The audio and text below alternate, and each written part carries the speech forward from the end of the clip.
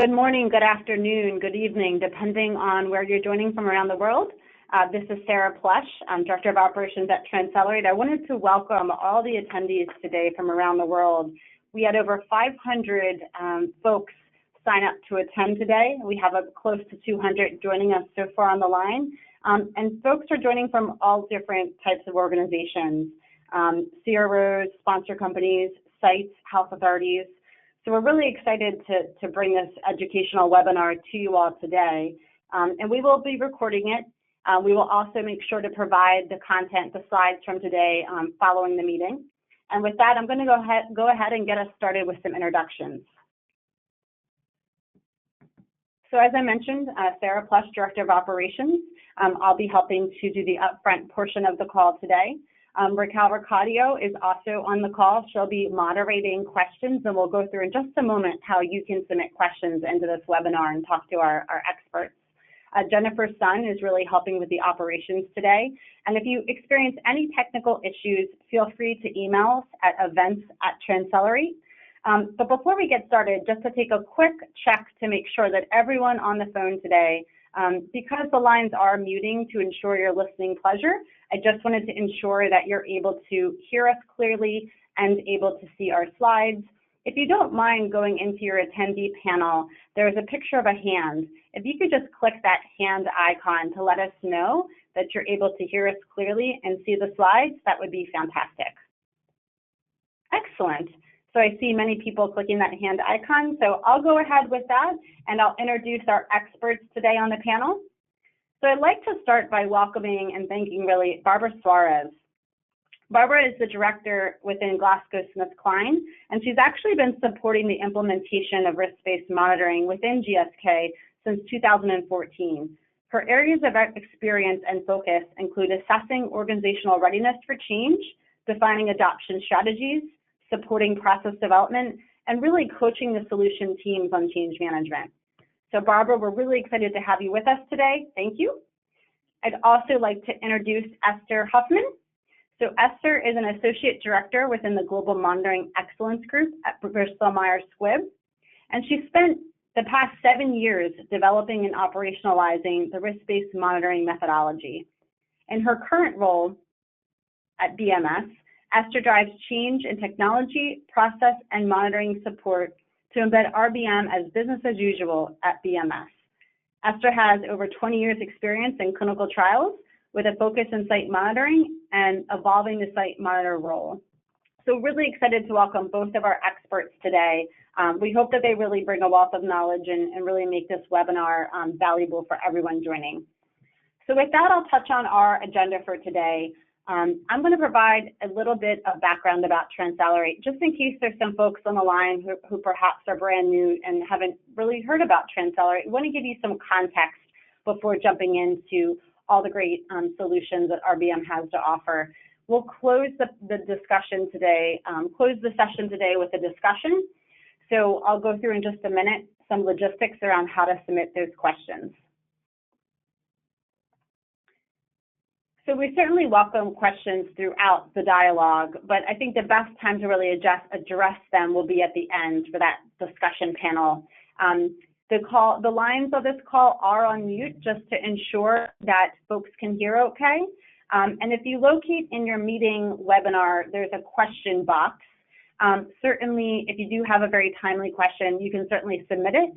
Raquel will be monitoring for those questions, so we'll do our best to tee those up to the presenters as it's appropriate. But certainly, the end is really the best place, and when we have that discussion panel to submit those questions. We also, throughout the presentation, will be doing some live polling. This is completely voluntary and anonymous. It's really just a chance for the presenters to get a flavor of the demographics on the call and really your interests. And just to provide some ground rules for today, we will open it up, as I mentioned, for some questions at the end. We do want to make sure, however, we just are clear that this is completely voluntary, along with the usage of RBM is completely voluntary. And there's certain things that we actually don't discuss. So we don't talk about specific vendors or CROs. We don't talk about any issues that you might be experiencing with certain organizations or any type of confidential information. So just wanted to make sure that all of your questions really pertain to either the experiences perhaps that our presenters would like to share about or about the tools themselves. And with that, I want to just provide a really quick introduction to TransCelerate. We were chartered in 2012 as a nonprofit, and we really had one shared vision across the original 10 members that founded TransCelerate. And it really was all about improving the health of people around the world through accelerating and simplifying research and development. And through that collaboration, they really joined together to establish a future state vision that was around touching on the participation. So can we get that participation to be a full spectrum of stakeholders that are involved? From a design perspective, making sure that all the information that's available can be used to design the best possible study. And then certainly from an execution perspective, finding new ways to leverage emerging technologies and really laying the foundational building blocks to maybe one day do collaborative trials. To achieve this future state vision, there are several strategic priorities that we really look to align ourselves around. So certainly we want to harmonize clinical processes. We want to find projects that will facilitate information sharing. We want to find projects and deliver on projects that help provide an improved patient experience. We want to pick projects to work on that improve the site investigator experience. And then of course, enhancing sponsor efficiency and drug safety. So as we have a large portfolio of projects, we certainly want to make sure that they deliver towards that future state vision. We recognize that designing solutions, and I do want to mention that, TransCelerate, while our membership is just inclusive to sponsor companies, we collaborate with a broad spectrum of stakeholders throughout the actual design process of the assets that we create. But then certainly as we look to do things like this type of phone call, we want to engage even beyond that design process, certainly to really facilitate and enable the adoption of most of our solutions are publicly available on our website. So this is an example of some of the different stakeholder groups that we collaborate with for several different reasons. And it's really important that if we're designing a solution with a certain stakeholder in mind, that we want to solicit their input throughout that design process. So certainly for RBM, there was a lot of collaboration that took place with CROs through the CRO forum that ACRO has established, the Association for Clinical Research Organizations, and that's a forum in which it really gives the CROs a single voice to really help as this team delivered during their active phase. It gave the CROs an opportunity to provide some thoughts ahead of those things being public. And if we fast forward and look at membership today, it's really comprised of 19 global biopharmaceutical companies, and all of the projects at TransCelerate, they're really led by our membership, and that talent of our membership is really critical to our success. So while we have 19 companies around the world, and we have very large, teams that span the globe, that would not be possible to deliver work without the leadership of our member company talent, and then also the teams who are actually designing and developing the solutions being a part of those. So really important, our membership is key to that delivery. And just to kind of talk a bit about the growth, there's certainly been an evolution at TransCelerate, both from a number of projects, but also from a scope and our global impact. So we have met with many regulators from around the world since our inception in 2012, over 14 regulators today that we interact with. We have country leads that we've appointed around the world in 20 different countries to really help with the education of TransCelerate's mission and the socialization of the solutions that the teams develop. And certainly in 2016, through a bit of a strategic refresh, we've conducted lots of external interviews to really understand how we could continue to grow and bring value to the clinical research ecosystem. And we really expanded that clinical portfolio to also include drug safety and pharmacovigilance. So certainly lots of good things that TransCelerate's been delivered to date. Over 25 different solutions have been delivered to industry, and you can find many of those on our website. And RBM is just one that we're choosing to focus on today as part of this educational webinar series. And certainly look forward to taking everyone's questions as part of this. And as I mentioned, we have two experts on the phone line today. They've, beyond just the two experts we have on the call today, there has been really TransCelerate membership representing risk-based monitoring from around the world. So you'll probably see experts at conferences, on other perhaps conference calls or webinars. So it's really exciting that we're here to bring you these two experts and engage in a dialogue. And if you go to our website, we have all of our assets stored there, and these assets are downloaded by companies all over the world. Over 2,800 clicks have been downloaded from our website. So with that, before we get into the meat of the presentation, I did just want to highlight, TransCelerate does not track implementation, but we do have an anonymous and blinded way to gather feedback from our membership. And as part of that, we are starting to see some really positive value stories, if you will, being reported about the adoption of risk-based monitoring. So we're having membership report that they're noticing stronger cross-functional and geographic teams. They're seeing spillovers of improvement from a trial management and staff monitoring perspective. They're seeing improvement in the data quality. They're seeing potential issues being identified real time. And it's really leading to an improvement of overall patient safety and data integrity.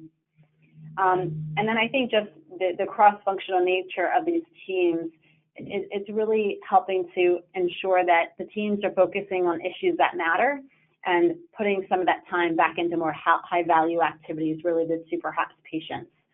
So just wanted to give you a flavor for some of the feedback we're hearing at TransCelerate from our members. And certainly, we'll open it up towards the end for some questions, but just to kind of put that teaser out there. So before we hand it over to Barbara to take us through our first section of the agenda, we did want to pause and do an audience polling question. So feel free to, if you'd like, select an answer. This is anonymous, and it's really just a chance to kind of see who we have on the call today. So how familiar are you with the risk-based monitoring concepts? This is the first time maybe you're hearing about RBM. Perhaps you've heard about it, but haven't had a lot of experience with it yet.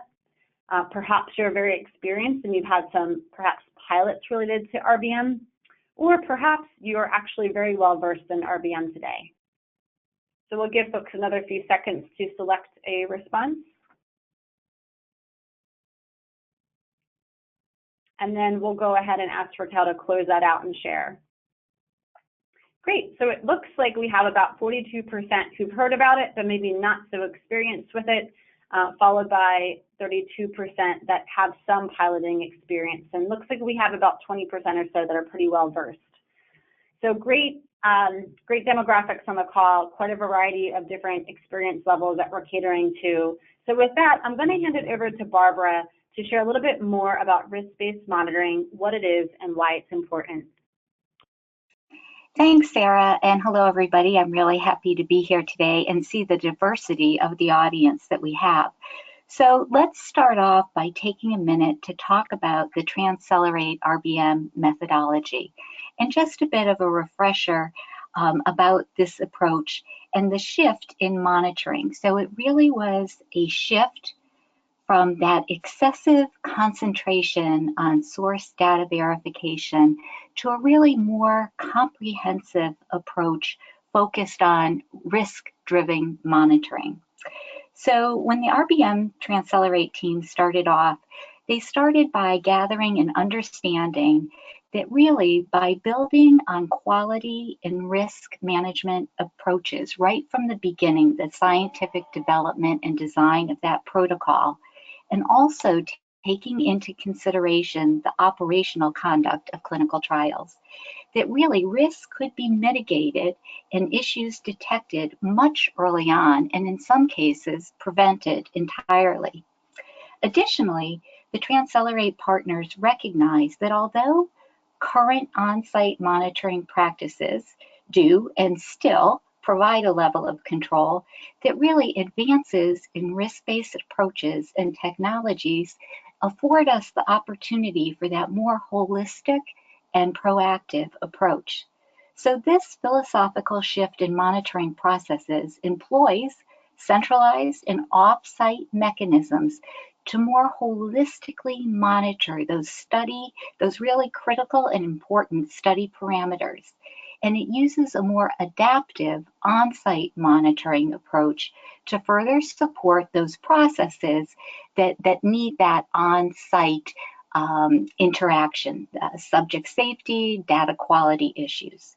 So through modernization, including the use of many technology enablers, efficiencies we found can be gained without impacting subject safety by implementing these quality risk management approaches to clinical oversight. So let's take a minute and look at this in a bit more detail. So if we can move on to the next slide, please. Thanks. So what you see here is where we began at TransCelerate with our value proposition. And as you can see on the left-hand side, there was an unmet need. We recognized that not one size fits all. We've all worked with different sites that have different levels of experience, different levels of resource available to them. We also know that through the years, there was not one single approach to a risk-based monitoring model put in place.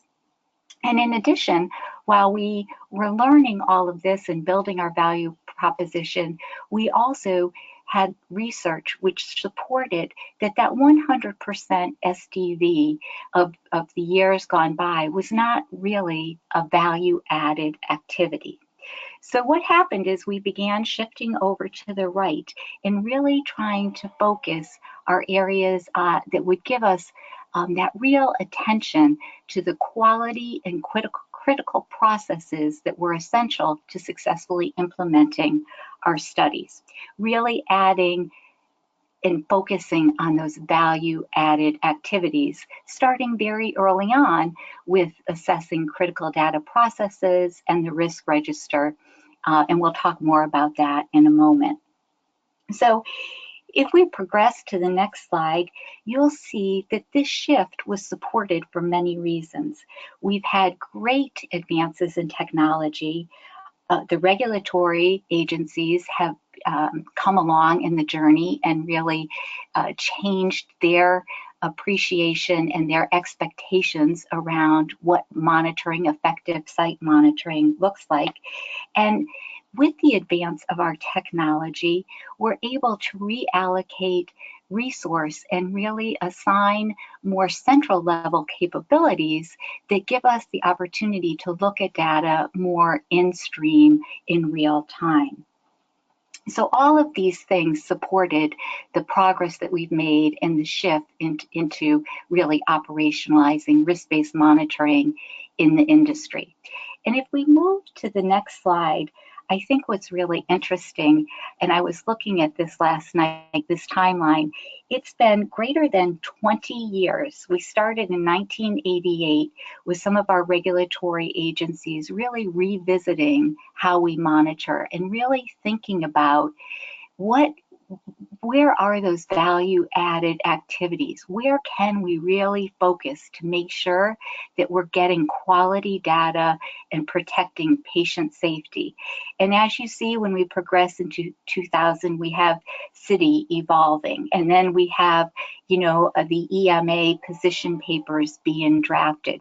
So over 20 years, we've been on this journey to get to a place where we're very well suited to operationalize this. And now the discussion continues for all of us on this call, how we do that effectively. TransCelerate has done a fantastic job with putting some tools in place, which I think gives us a great foundation. And then all of us go back to our respective sponsors and take these learnings and these practices and make them their own. And as we continue this discussion, I know Esther and I will be happy to share some of our personal experiences, but first wanted to provide that high-level overview of what risk-based monitoring is and the journey. So I think before we go on, is there another poll question that we wanted to ask? Thank you. So, as you did before, what risk-based monitoring concepts have you heard of? And if you'll take a minute, have you heard of the risk assessment? I just kind of gave a little clue about that before. What about central monitoring activity? Off-site monitoring, source data review, all of the above?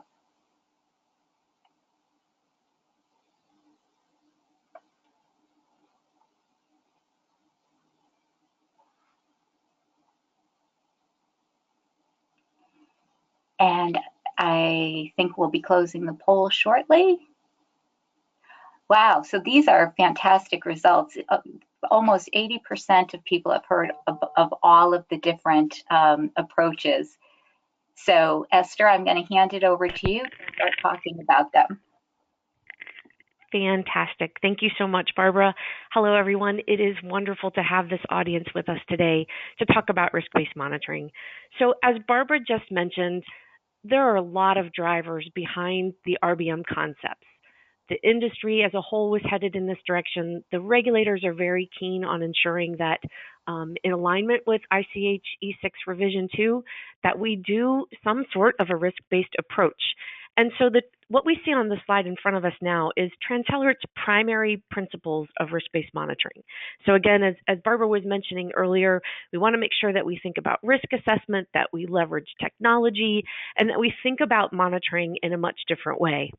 And the bedrock of all of this, the very beginning concept of RBM, is to think about quality by design concepts and how you can build quality into the course of a clinical trial from the very beginning.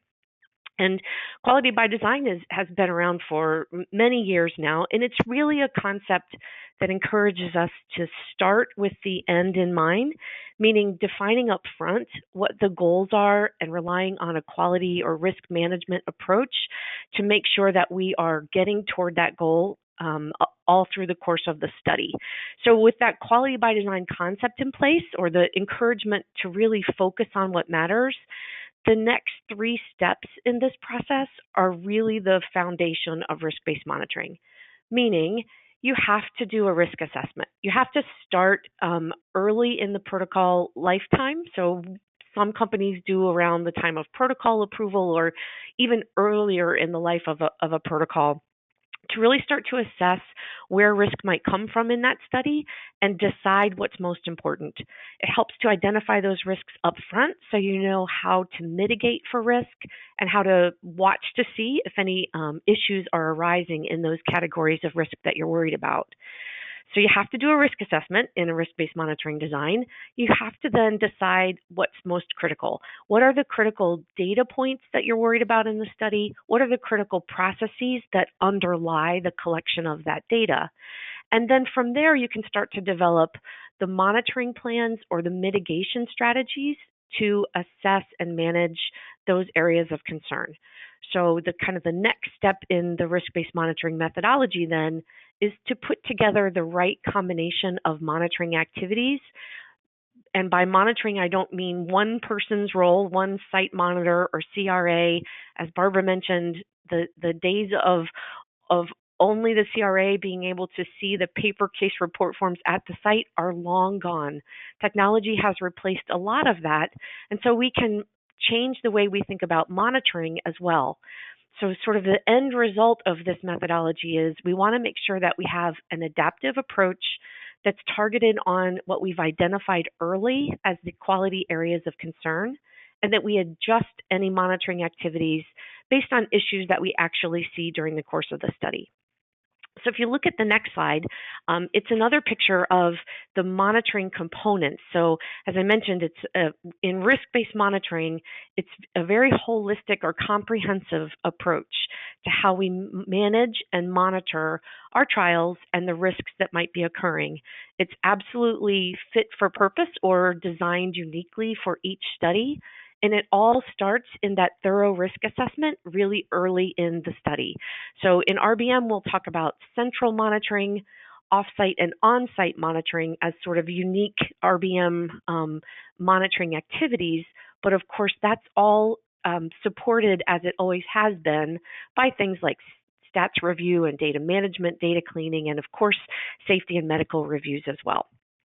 So before we talk about monitoring activities, let's go back to our picture here and remember that the very first step in this methodology is to begin with a risk assessment. And part of that is to define the critical data and processes. So on the next slide, you'll see when we talk about risk in a risk-based monitoring design, or try to think about how we're going to assess that risk, we're really talking about a combination of what things might go wrong. What's the probability that something could go wrong? How bad would it be if something did go wrong? And how easy is it to detect when something in that area of concern might be happening in your study? At BMS, we have an incredible group of people who do a risk assessment in each study right around the time of protocol approval. And I've often heard them ask the cross-functional study team that participates in that risk assessment, what are the things that keep you up at night? What are you worried about that might go wrong? How likely or possible is it that it will go wrong? What will we do about it? Or how bad would it be if it did happen? And how can we find out early in the study if that risk is actually occurring? So on the next slide, you'll see sort of that concept come to life in the risk assessment concepts for TransCelerate. These are some of the tools that TransCelerate makes available. These kinds of questions to ask. What are the most critical data in your study? What are the processes that sites are going to use to collect that data? So if your endpoint is a tumor measurement, what are the processes that sites are going to use to collect those tumor measurements? And therefore, how can you watch those critical processes to ensure that you're seeing good quality and patient safety along the way? So these are some of the concepts or questions that we use in a risk assessment activity. And if you look at the next slide, it's a picture of the tool that TransCelerate actually makes available. So TransCelerate has something called the RACT, which stands for Risk Assessment and Categorization Tool. It's a spreadsheet, and I'll show you where you can find it on the TransCelerate website, that helps you walk through those kinds of questions about a variety of variables to help assess risk. It helps teams work through defining what the critical data is, what data matters the most in the study, and what processes are we going to use to collect that data so we know where to focus our monitoring, cross-functional monitoring attention. And you'll see on this slide that it is possible to do this at a program level or a protocol level. Again, at BMS, we actually have a number of studies sometimes within the same program or therapeutic area or indication. And so we're able to take information that we've collected for one protocol and roll it to a different level so we can have a program level risk assessment as well to address things like safety or the way drug is packaged. So all of these different categories are available in the RACT, and they have a series of questions that help you decide whether you have a unique area of risk. Maybe it's something related to the geography of your sites in the study or the kinds of endpoints that you're trying to collect. On the next slide, you'll see that during those risk assessment discussions, using the RACT or any other risk assessment tool, the approach is to really try to figure out the right risk level, again, by thinking about the impact of that risk, the probability of it occurring, and how it is that you're going to detect that risk.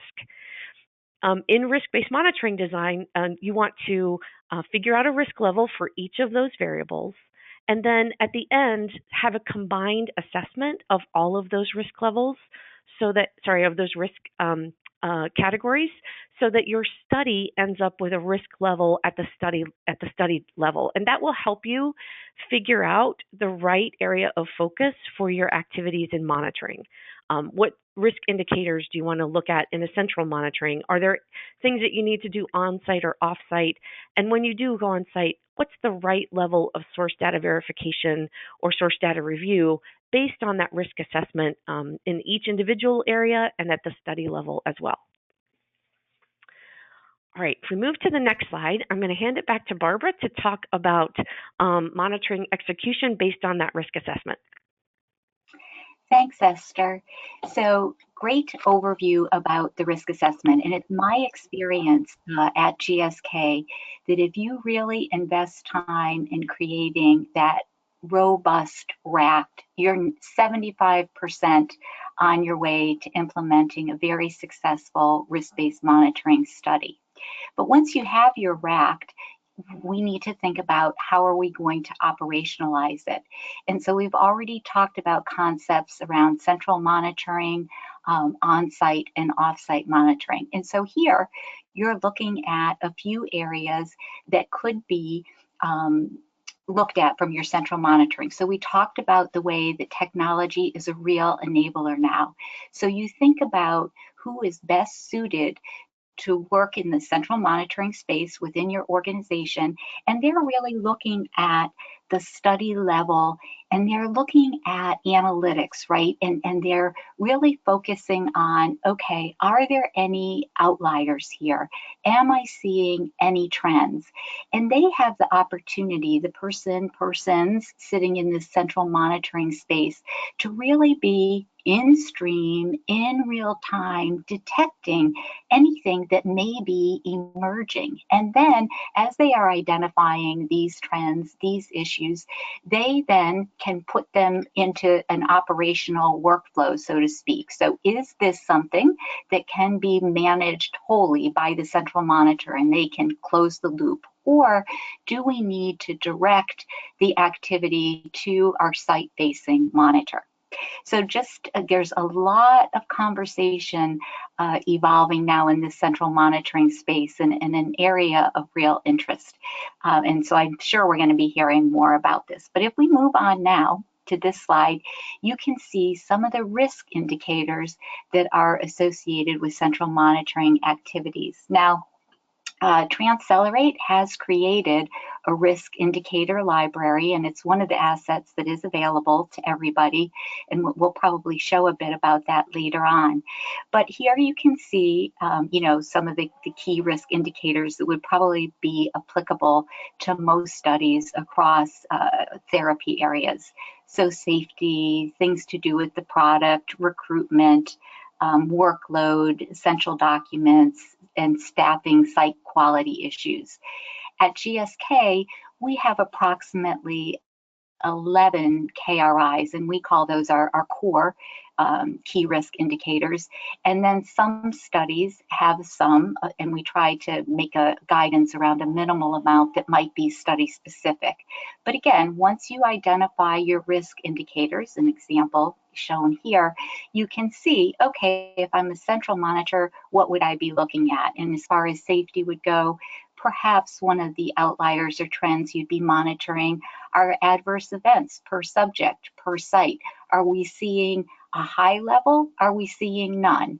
And then, once you're looking at that at a study level, then you can take it down a notch and say, oh, is this just in a certain area, a certain country? Is it a certain site? So there's great power behind the concept of central monitoring. If we move on to the next slide, please. This is an example of risk indicators and thresholds. So as Esther was saying, when you do your RACT exercise and then you're going to identify your key risk, then you're going to put a threshold and an indicator that corresponds. It's usually an exercise if you have a tool that's done between your programmer and your central study team. An example might be the number of days that you want your sites to enter the data. And your threshold might be, we'd like everybody to enter their data within 3 days. And so if they're doing that, they would be green. Then your next threshold might be 14 days, and that would indicate an amber, and then anything beyond would be red. So then when you're doing your data analytics, you can quickly focus on those centers that might have an emerging need. So another really benefit to having that central monitoring role. If we progress to the next slide, please, you can see here some activities that could be done off-site.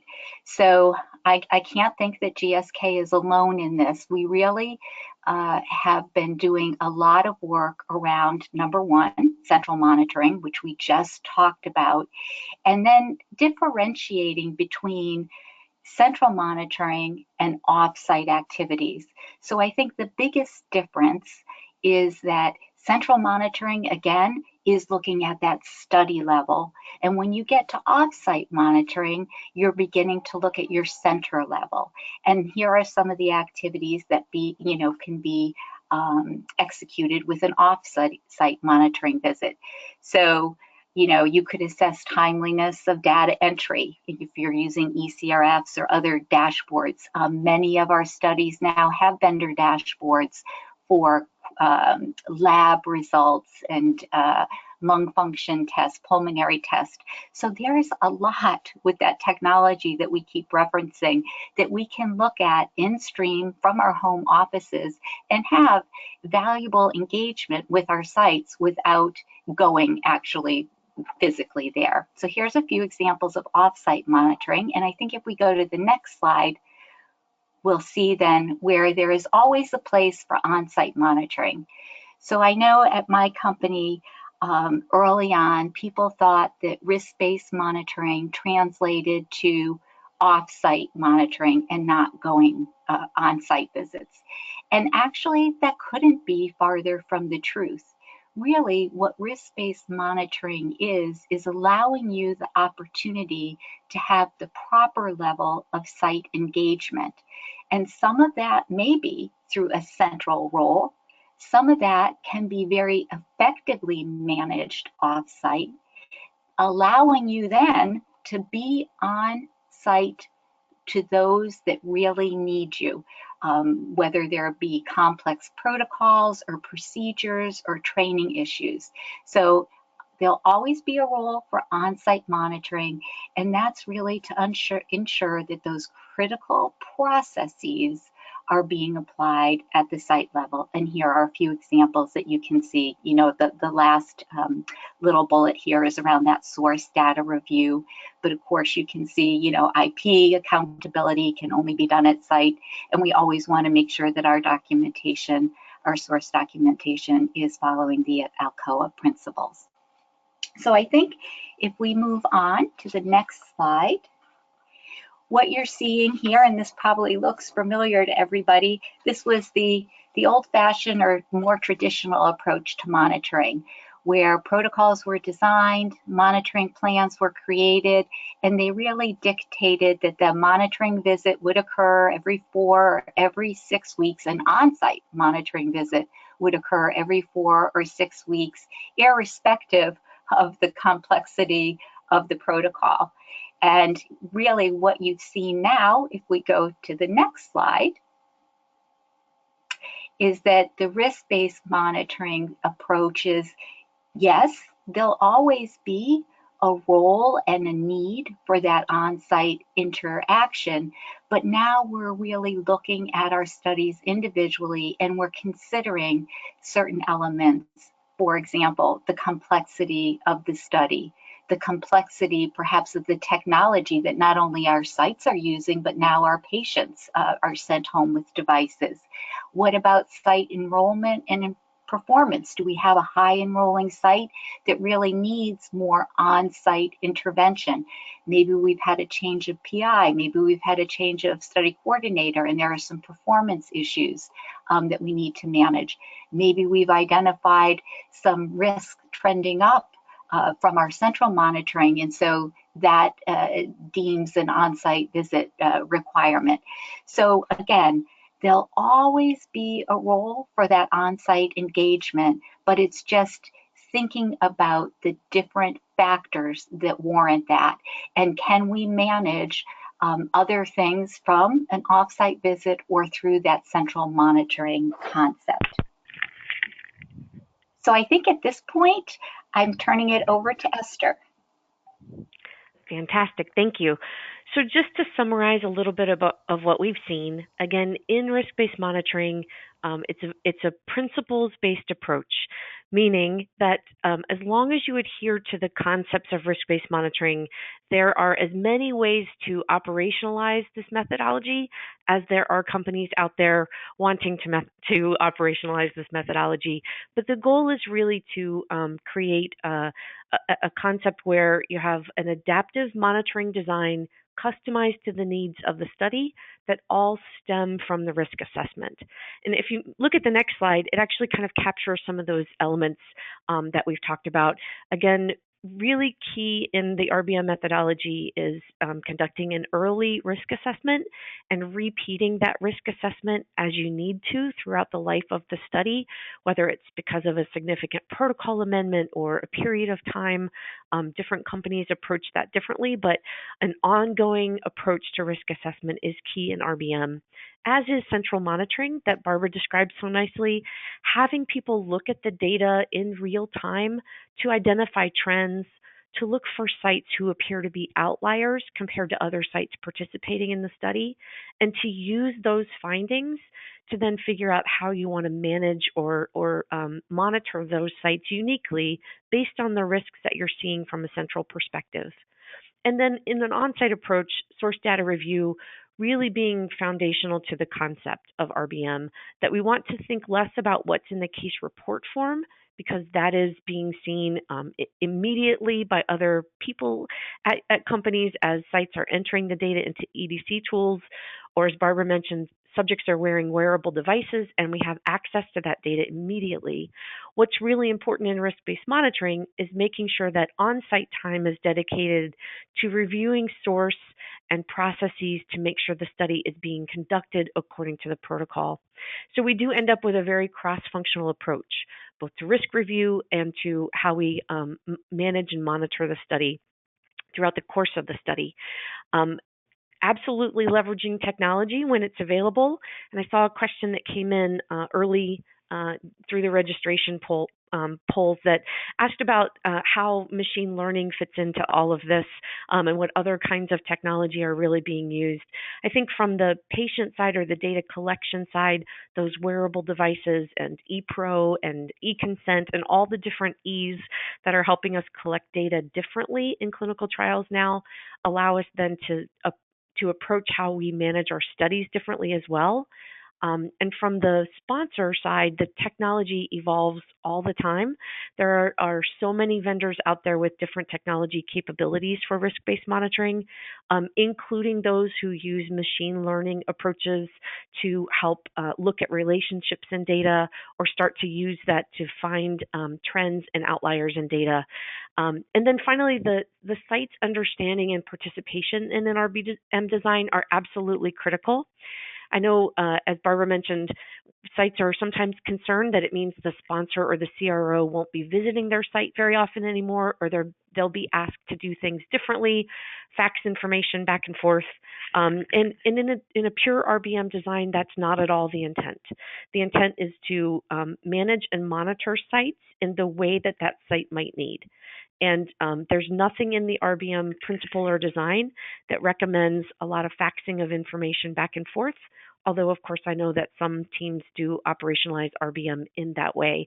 But the pure RBM methodology really strives to build quality into the study and assess and manage risk throughout the course of the study. So if we look at the next slide, I think it might be time for another poll. Yes. So if you take a minute just to let us know, after hearing these concepts of risk-based monitoring, what do you think some of the barriers might be? Maybe process changes between sites and sponsors and other stakeholders, or all of these new roles and responsibilities that are necessary to operationalize RBM. Technology could be one of the barriers, or just sponsors' resistance to changing from a traditional monitoring or clinical trial operations approach, or maybe all of the above. So if you just take a second to cast your vote, that would be great.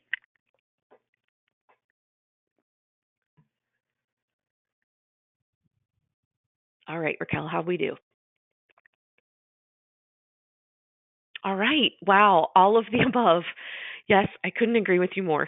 And in the next few slides, we'll talk a little bit about how some of us have worked through some of those barriers and some of the lessons learned. So Barbara, I'm going to hand it back to you. Thanks, Esther. So I think this is really where the rubber meets the road, or whatever that saying is. So lessons learned from RBM implementation.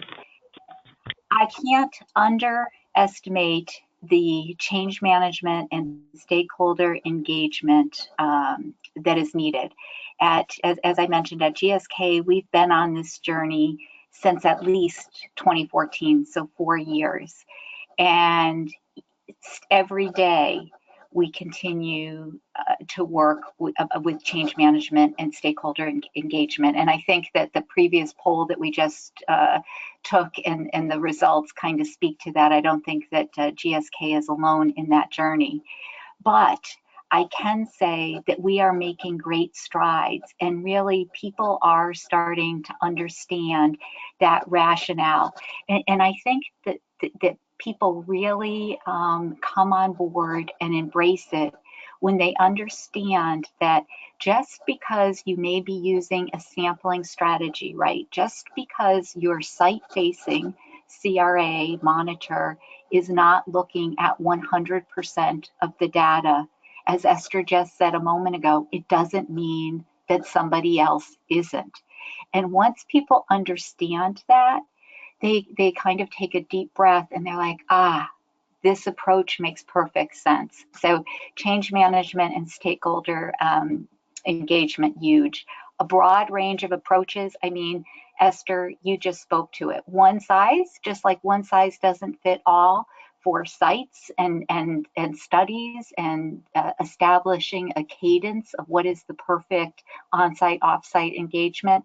Likewise, with RBM, different sponsors have been, implementing it a bit differently, but I think that that is really what is so important about the TransCelerate model, is that we were trying to build a very strong foundation by which then others could build, so that we align as an industry as much as possible, because you can imagine our sites, right? They work with many of us, and so they're trying to get their arms around this risk-based monitoring concept as well. So a lot of approaches there. Technology, I mean, I think we've mentioned technology at least on every slide, and it's going to continue to play a very major role. I mean, electronic health records, we're moving towards having direct access, right? So what will the ECRFs of the future look like? So technology, very, very prevalent in supporting this type of operationalizing clinical studies. RBM has created a venue for collaboration and early engagement with cross-functional study teams. Yes, I would say yes, but again, it goes back to bullet point number 1 about that stakeholder engagement and management, and really being sensitive that those of us that have been on this journey longer than others need to be patient and help mentor and coach and help our other teammates, study teams, understand what this is all about. So really some key lessons learned there. And is there another slide about lessons learned? I think there are 2 here. Yep. So we have improved our on-site activity and focused customer satisfaction by developing strategic approaches. I think we have, but I think we have more work to do in this space, and it's evolving. Again, at GSK, we know that we've moved the pendulum in the right direction, and we have some findings that support that this type of approach does support quality, and I hope our other member companies are feeling that as well. Site survey feedback, yep, it remains consistent and mostly positive. We've seen a little curve there in a positive direction, and we hope to keep collaborating and interacting with our sites so that we do have that positive engagement. And then the final one is we definitely have observed improvements in our quality. So really valuable lessons learned, and we love this forum to share them, and I hope you'll take some of these and share them with your respective companies.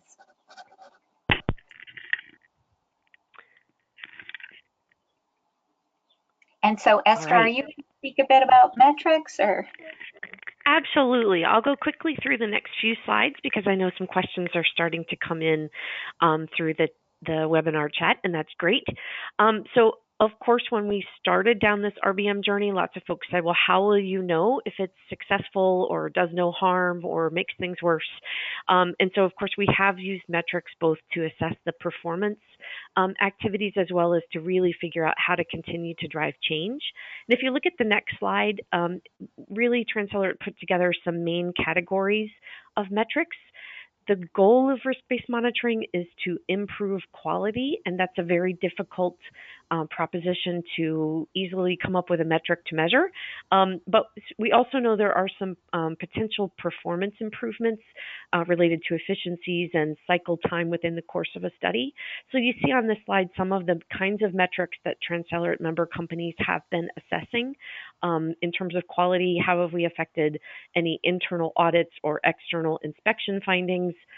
What about SAE reporting? Because I think one of the main concerns when you talk about a risk-based approach and maybe not conducting 100% SDV is, well, what about your safety data, and how do you know if that's if you've been missing a lot of safety information?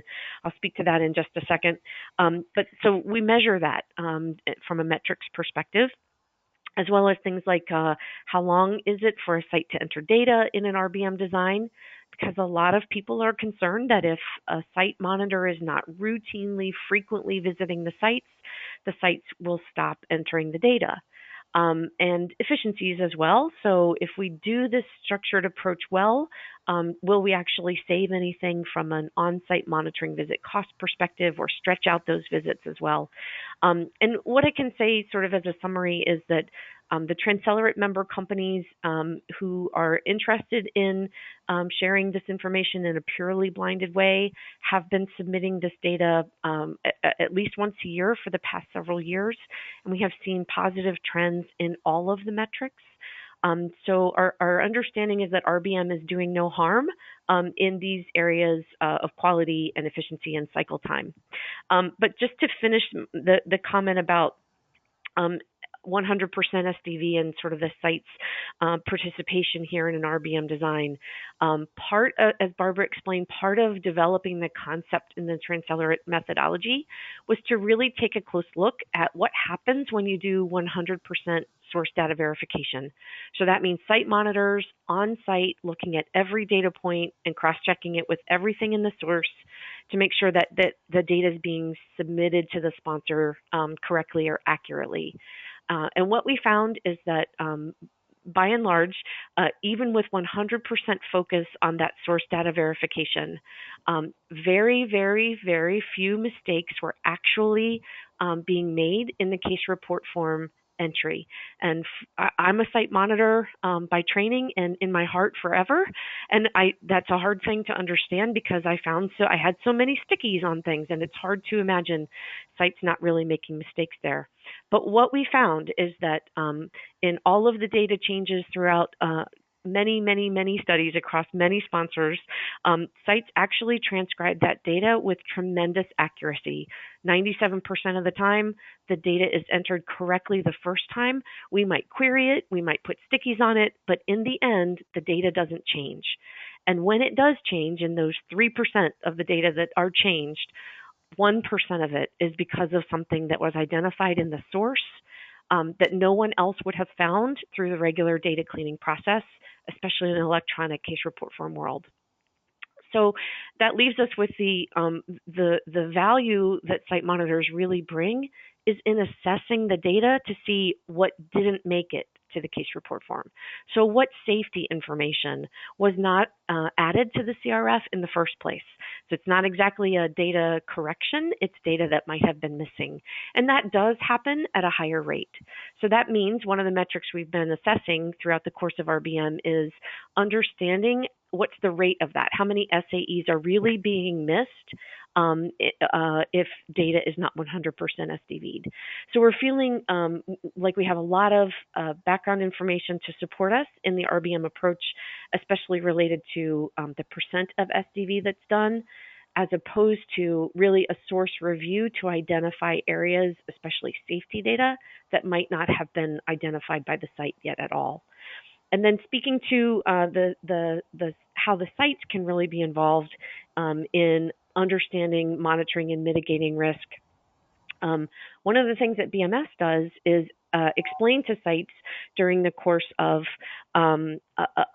initiation visits and early site activities what the critical components are. We've done an extensive risk assessment. We've identified the areas that are critical for the study, and we like to share those in as much detail as we can with the sites so that they're aware what we're most worried about. So we can really partner through the course of the study in making sure that that data comes in with extremely high quality and the critical processes are really followed. So I know I went a little bit off the slide there, but I just wanted to respond to a couple of the questions that had come in. If you move to the next slide, I think it is another, just a summary. We can skip this one since I know we only have about 5 minutes left for questions. Next up is a really quick poll in terms of what TransCelerate resources you might know are already out there. And if you just take a second to answer here, if you've heard at all of our interactive guide, the RACT, the risk indicator library, quantitative metric collection toolkit, or none of those, that would be great. We won't spend much time on this one. All right, Raquel, how do we do? And while people are responding, oh, go ahead. Oh, no worries. No, I was just going to try to sneak in an answer to a question while people were doing the poll, and I'll continue to do that before we show all the results here. But it was a great question around, cultural barriers in implementing RBM. And I can just speak from my company's perspective. We're very sensitive to that, but I'm really excited that we do have representation from our South American countries, as well as from Japan and a few other specific countries where, really the culture is that on-site and, face-to-face relationship is very valuable. And so we're sensitive to that. And yet I can report that we have been implementing RBM globally. And it may be a more measured approach, right? I mean, in the beginning, we start with baby steps, and we make it clear that this is not about not going on site. It's just really going on site when we can accomplish the most value added activities. So again, it's slow in implementing, but we are making progress, and I think you do need to be sensitive to those cultural norms. And back to the poll. Perfect, thank you.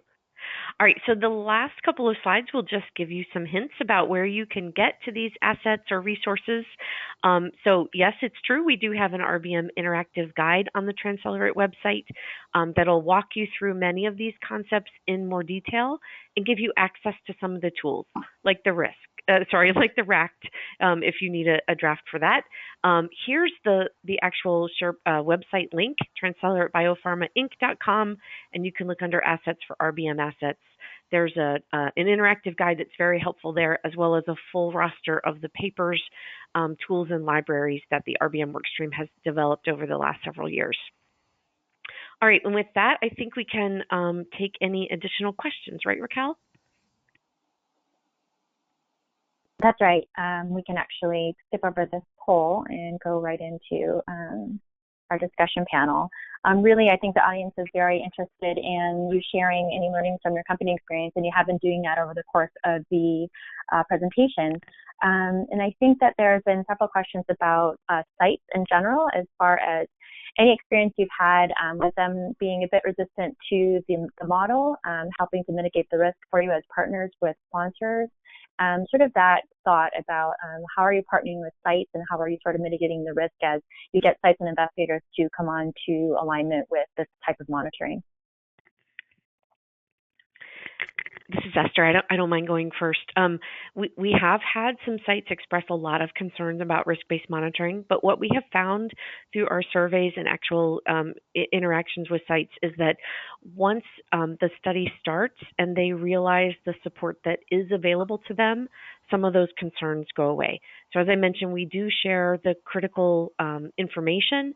We are happy to always share anything that's been found for that site in terms of outlying data or trends in the way their site looks compared to other sites, so that they have as much information as we do, and we can really partner through the course of the RBM study. We're also very firm at BMS about not asking for sites to have to send information to us. Our off-site monitoring visits are completely different than what's done on site. If there's something that we need to see on site, that needs to wait for an on-site visit. And the off-site activity is really more focused on closing the issues that we can close and addressing the things that we can address without a physical presence at the site. So our RBM approach is very different from what others might call remote monitoring, or site monitors, CRAs doing the same work, just not at the site. And I think that's really helped us in our relationships with site through this process. Barbara, anything else from your perspective? No, our approach is very similar, Esther, and I think it's just all in that providing them with a really good rationale and understanding of how we're applying RBM and what it means to them.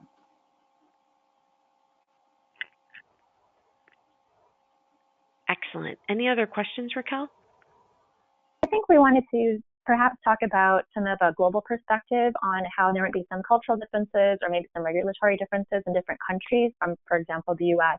That may cause a challenge for RBM, and if you have any experience to talk about regarding that.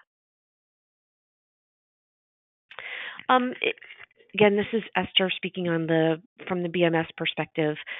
We have had a lot of engagement with the FDA at the TransCelerate level. At least once a year, we have met with the FDA about risk-based monitoring. They've been very interested in the concepts and the TransCelerate approach, and at BMS, we have not yet had an agency inspection related to risk-based monitoring, so I can't speak with any authority about how that will go, but I can tell you that the agencies are very interested in ensuring that the ICH requirements for a risk-based approach or a risk management approach is really started to be implemented. It's not optional anymore. It's part of ICH, and the RBM methodology really sits nicely within that space.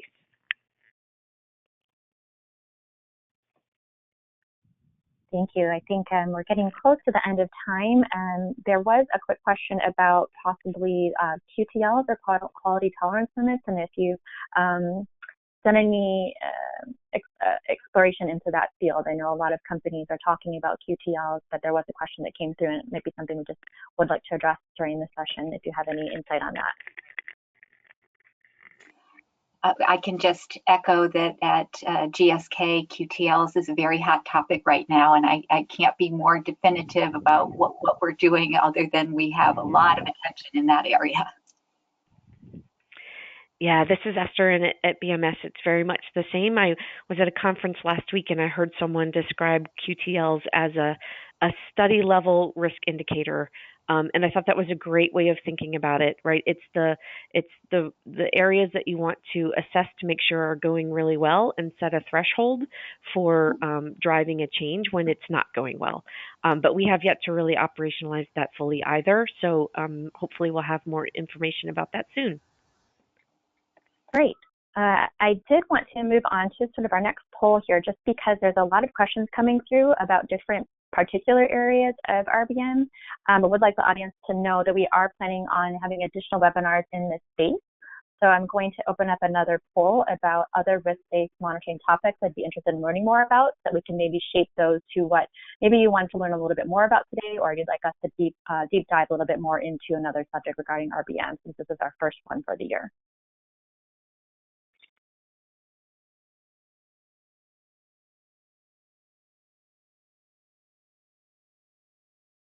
People are voting fast and furious. I'll give them a couple more seconds.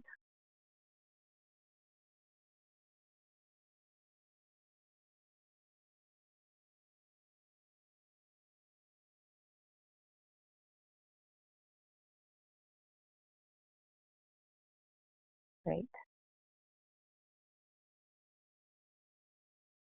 Looks like it's across the board pretty popular, but it looks like the top two are risk indicators and QTLs, of course, and then still a bit more about on-site monitoring and SDR. So that'll help us definitely shape our future webinars. So thank you very much for voting.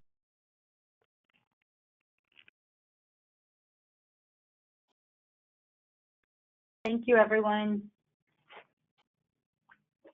I think we just have one more quick poll, and really quickly for everyone, just to give your overall thoughts on the webinar today.